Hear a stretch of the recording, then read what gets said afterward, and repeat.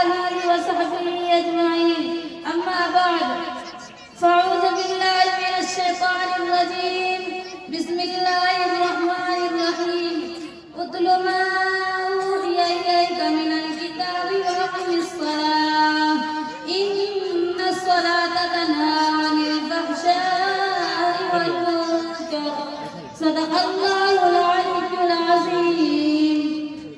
My dear prominent guests, parents, teachers and all who are present here. Today I got chance to speak on Salah. It means namaz, prayer to the God. Salah, which is a very important topic because it's connected to our daily life 5 times a day and is directly connected to Almighty Allah, as well as it's the first important pillar of Islam in every aspect of life. Ameen. Dear brothers and sisters, Salah is an Arabic word which basically is dua, worship and prayer. It is obligatory for every Muslim, both men and women, and it is physical and spiritual act of worship. Establishing Salah is one major form of worship Allah, and it's also a major topic upon which Quran has emphasized more than anything as Almighty Allah.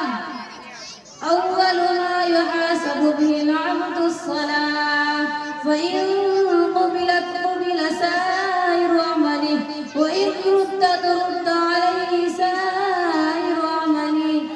The first thing for which a person shall be subjected to reckoning is prayer. If they are accepted, all his other deeds shall be accepted. But if they are rejected, all his other deeds shall be rejected. My dear fellows, missing Salah is the biggest sin in the sight of Islam. In some hadith it's called kufr also. As our Prophet Muhammad sallallahu alayhi wa sallam, man taraka as-salata muta'ammidan faqad kafar. The person who forsakes prayer intentionally, certainly who did kufr. It means that the difference between Islam and kufr is only Salah. Like this in another hadith, our Prophet Muhammad sallallahu alayhi wa sallam mentioned, as-salatu imaduddin faman adama-ad-din. The prayer is the pillar of religion. Who forsakes prayer has destroyed religion. My dear audience, now I would like to build up my speech. Pray to God that may Allah give us tawfiq to offer Salah regularly. Ameen.